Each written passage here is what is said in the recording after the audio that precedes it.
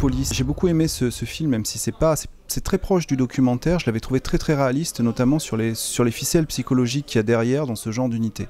J'avais trouvé que pour faire ça, elle était vraiment très bien rencardée, très bien renseignée, qu'elle avait vraiment approfondi le sujet.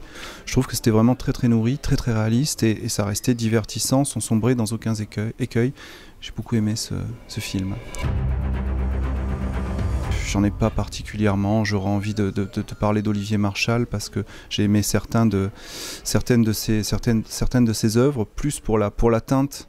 Il fait très bien passer la teinte grise, etc. Maintenant, voilà, c'est une police que moi j'ai pas connue.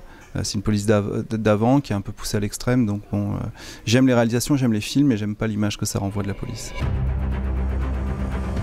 Moi j'aime pas trop les polars. Parce que et c'est un monde à part vraiment, le monde du polar, je préfère les thrillers, parce que dans le polar, c'est vrai que la police doit toujours avoir un rôle précis, doit toujours avoir une teinte précise, et ça colle pas à la réalité et ça me gêne. Il y a même dans certains groupes, certains blogs, des gens qui imaginent qu'un policier n'a rien à faire dans le monde du polar. Parce que c'est vraiment leur monde avec une image de la police bien particulière, moi j'aime pas trop ça. J'aime beaucoup les livres d'une auteure de chez Belfond qui s'appelle Barbara Abel. C'est devenu une amie parce qu'elle sait faire du thriller avec, j'ai envie de dire, sans police.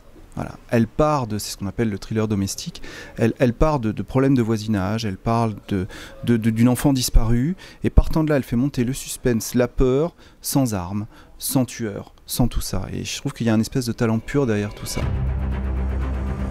Le dernier qui n'est pas un thriller qui m'a vraiment marqué, c'est L'Apparition, qui est en réalité pas un thriller, c'est un truc sur la foi, sur la recherche de la foi, mais c'est exactement structuré comme un thriller. C'est-à-dire qu'il y a un mystère, il y a un secret terrible, on tourne autour pour le trouver, et j'ai trouvé ça très bon de trouver des ficelles de thriller de polar dans un film qui ne l'est pas.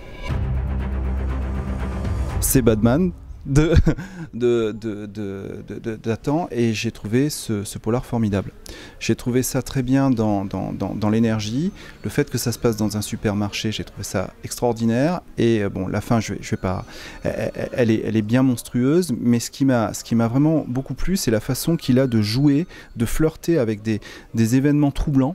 Je sais pas moi, une peluche qui disparaît, qui réapparaît, enfin des trucs comme ça, et de flirter avec le paranormal sans sombrer dedans. Voilà, parce que c'est rationnel, on a une explication, etc. Voilà, ça j'ai beaucoup aimé.